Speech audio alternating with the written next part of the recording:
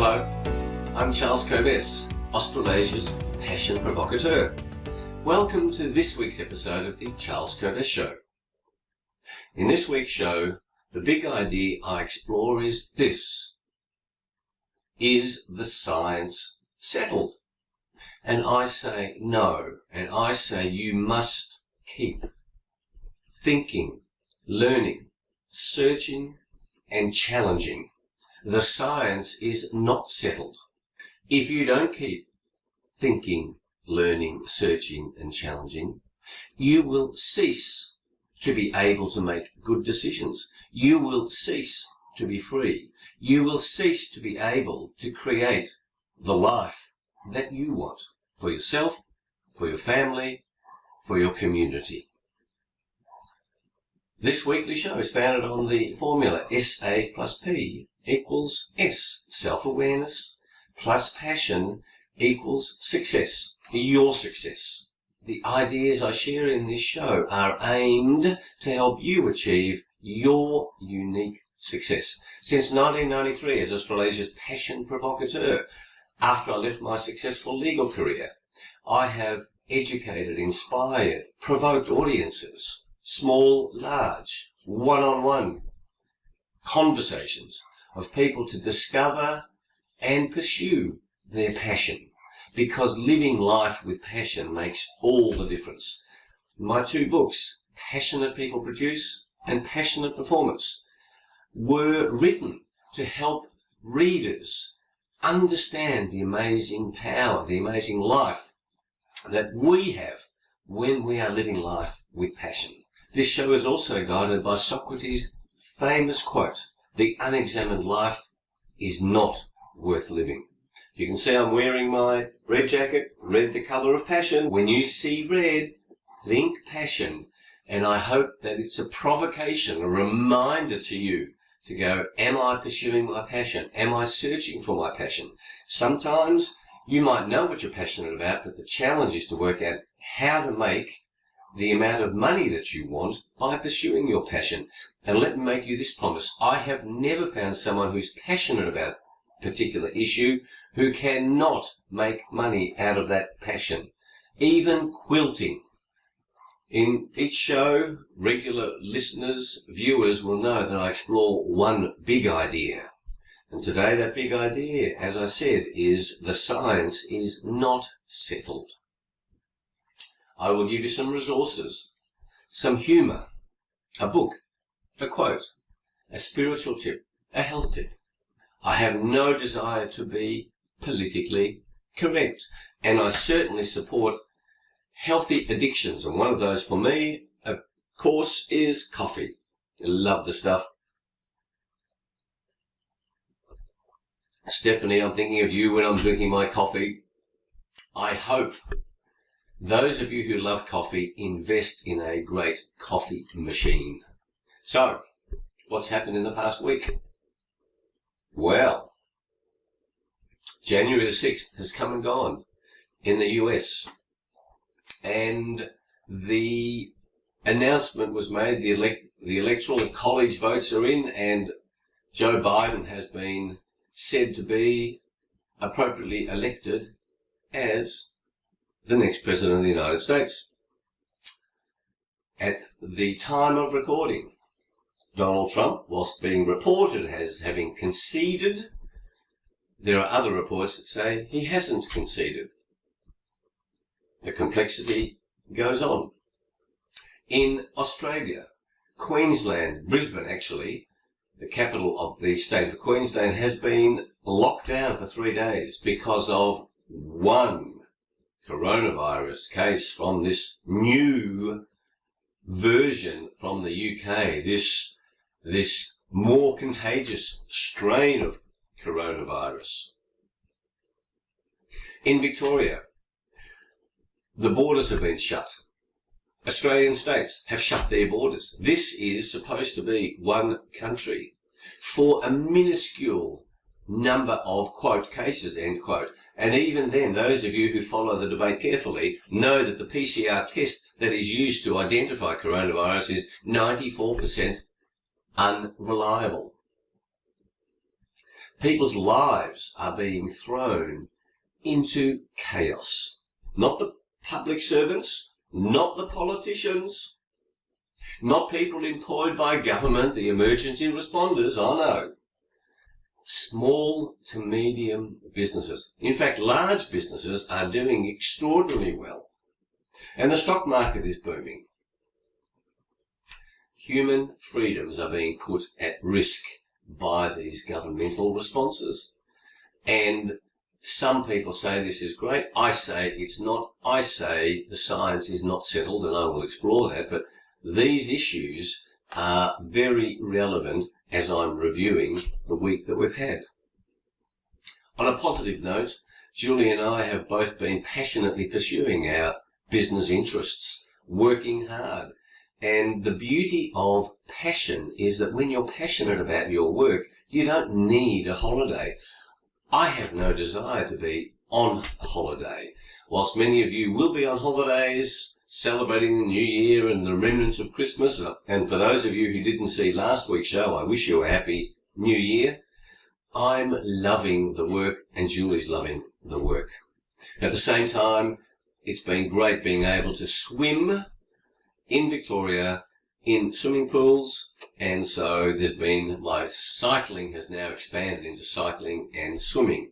And having competed in triathlons for 35 years, it's great to be able to do a second sport and then get into a third sport when my calves start behaving themselves. So the exercise has continued, the care around nutrition has continued, appropriate amounts of rest has continued, and that rest is relevant to be able to pursue my work with passion. I hope that's how you wake up every morning. That's the point of this show, as a weekly reminder to say this is a great way to live life, regardless of how difficult the things are that you need to handle.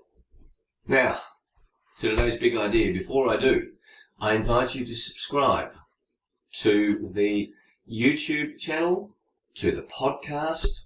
I invite you to visit our websites, covest.com, where I talk about corporate programs and individual programs, and charlescovest.com, where there are details of the self-awareness and passion quest. Invest in my books, Passionate People Produce and Passionate Performance, available on both of those websites. And if you think this show is useful, valuable, I'd be grateful if you shared it amongst your networks. Tell people it's worth having a watch, having a listen. Thank you in advance for doing that. So, today's big idea. I say the science is not settled, and I say you must keep thinking, learning, searching, and challenging. Mainstream media keeps saying the science is settled. This is not true.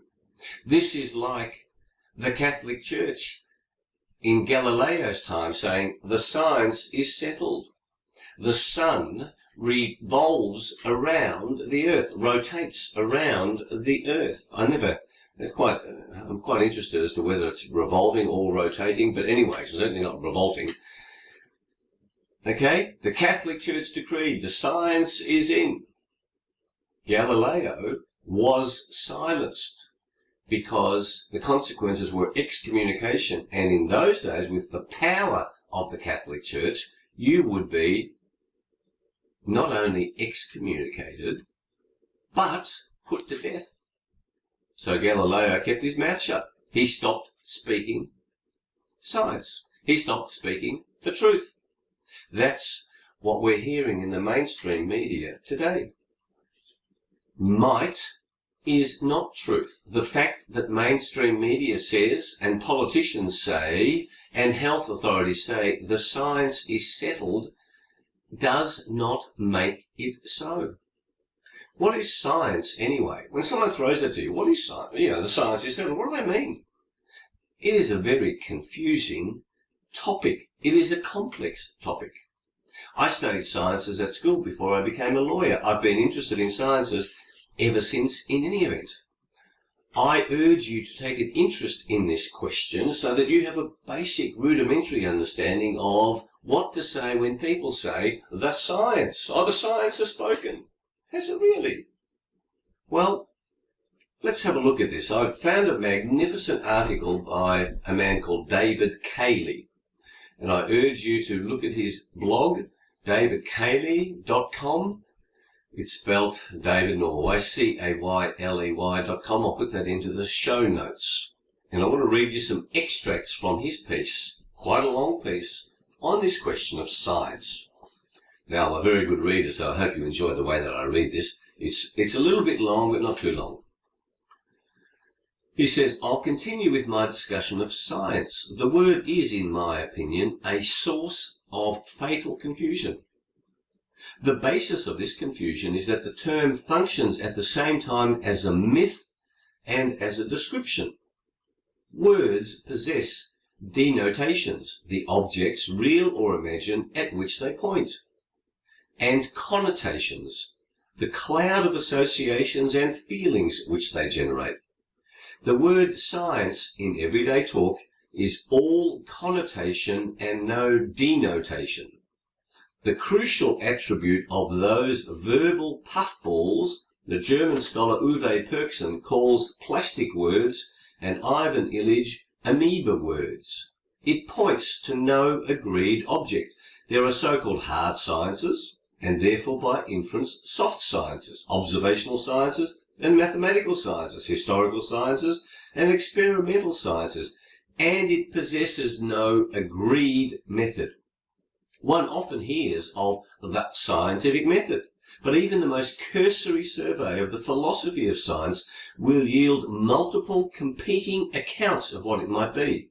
Because of this, the word science, when its meaning is not further specified, functions as a collage of meanings whose rhetorical purpose is very often to induce nothing more than a radiating field of positive connotations.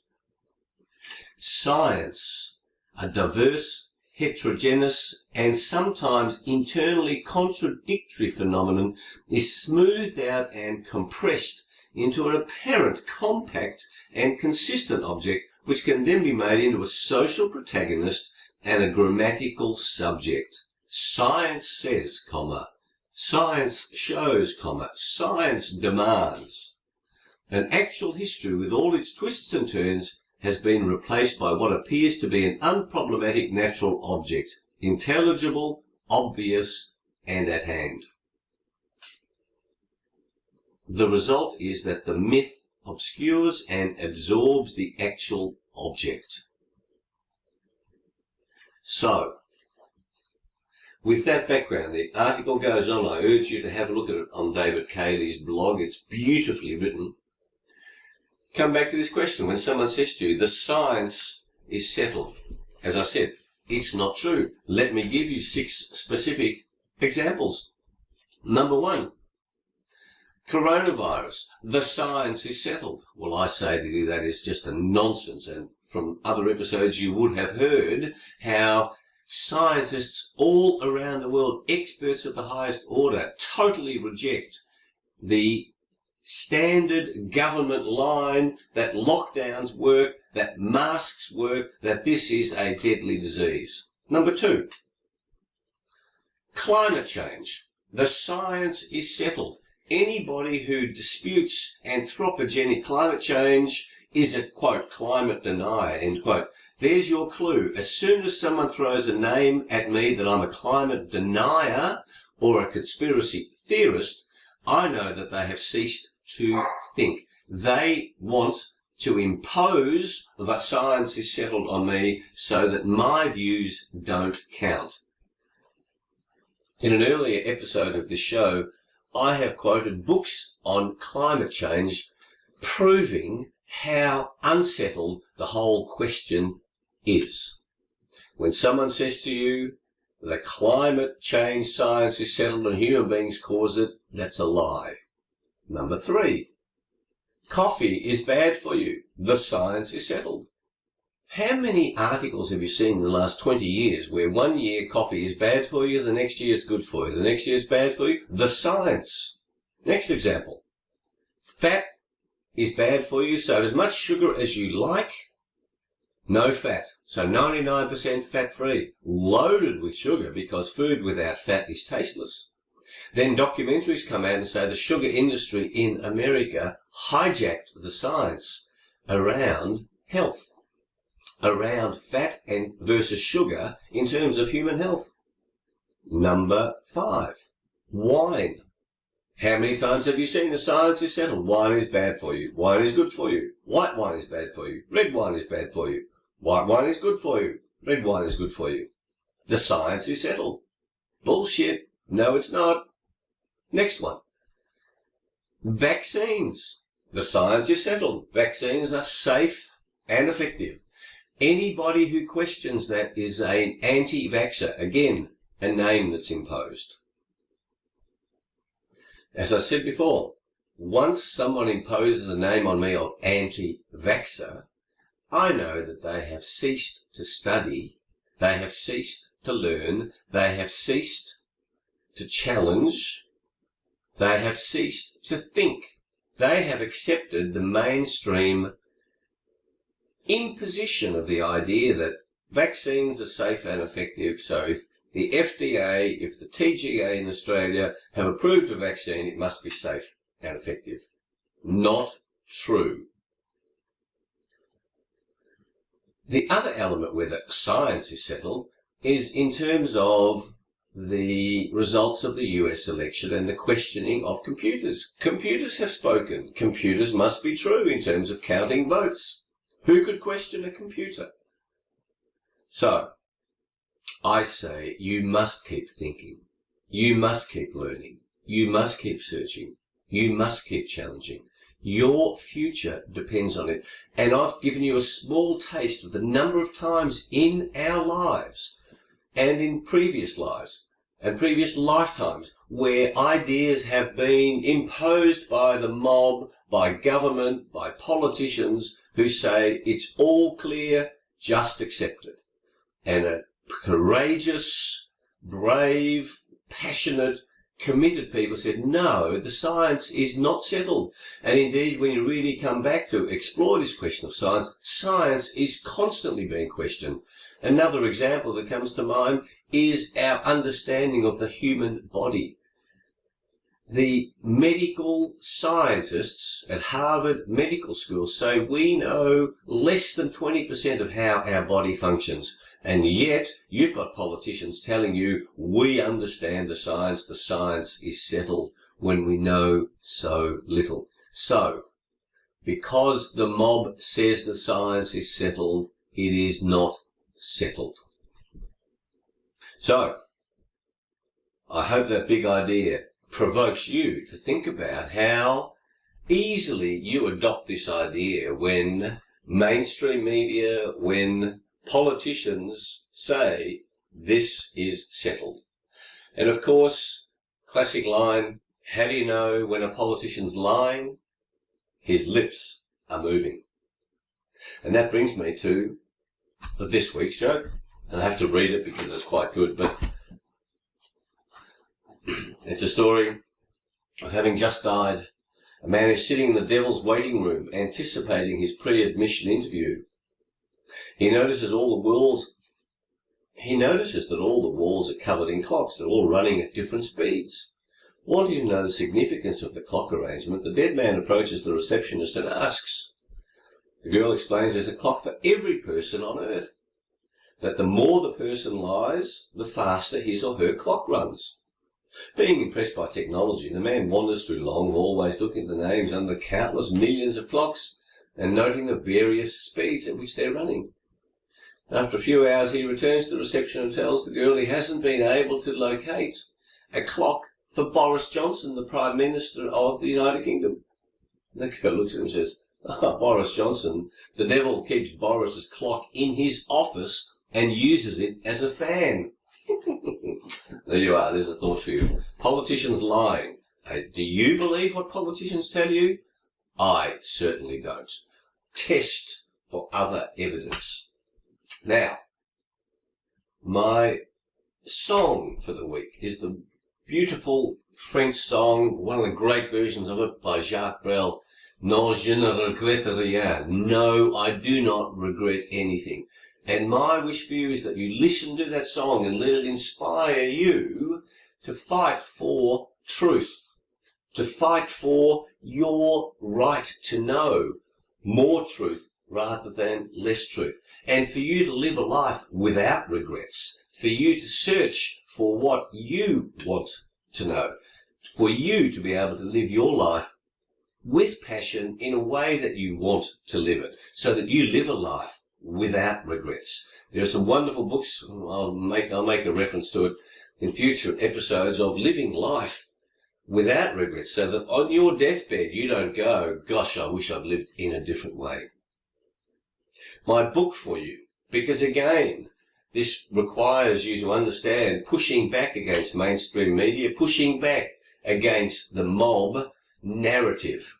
And it's a book by Kevin Donnelly, excellent author in Australia, called How Political Correctness is Destroying Australia. If you want to understand the price that we will pay in this country and in the West for observing political correctness, this book is well worth your investment of time and energy and money. My quote is by a famous philosopher, Christian philosopher, author Norman Vincent Peale. It goes like this.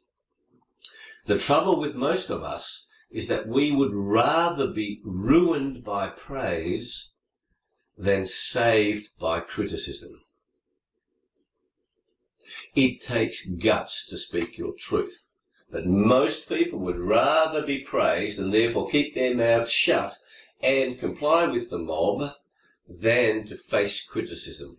I'd rather be saved by criticism, so go ahead and criticize me. My health tip this week, with Melbourne warming up in summer, is for you to explore the dangers of blockout, of smothering your body in blockout, of having nanoparticles in blockout go straight into your system through your skin. I say it's not safe. I absolutely minimize my use of blockout. I embrace vitamin D, crucial element of my health, of anyone's health, and these days you will see many children being given vitamin D tablets because they're taken out of any access to the sun. I say, without the sun, we die. We are designed to have the sun. That doesn't mean you go and cook yourself every day, but it is dangerous to smother your body in sunblock. And my spiritual tip, at a time of great trauma in America, of the questions of whether or not there will be civil war, violence in America, is the power of prayer. History shows prayer to be a wonderful resource. I invite you to think about how much you pray and the value of prayer in your life and those around you. Okay, that's about it. I remind you to please subscribe to the YouTube channel if you want to watch it, or the podcast if you want to listen.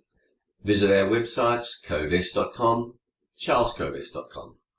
You can subscribe to Passion Points to Ponder at either of those websites, and somewhat irregular written piece, but if you subscribe to Passion Points you also get the access to this show, which I send to you by email. Okay, that's it. The science is not settled. If you argue the science is settled, I would love you to show me the evidence. You must keep thinking, learning, searching and challenging if you want the freedom to live your life, because freedom starts with freedom of thought. And freedom of thought then leads to freedom of speech, then leads to freedom of action. This is a crucial element to your humanity, to my humanity. Thanks for being with us on the show. I wish you a passion-filled, challenging and fun-filled week, and look forward to being with you next week for episode 42. Bye.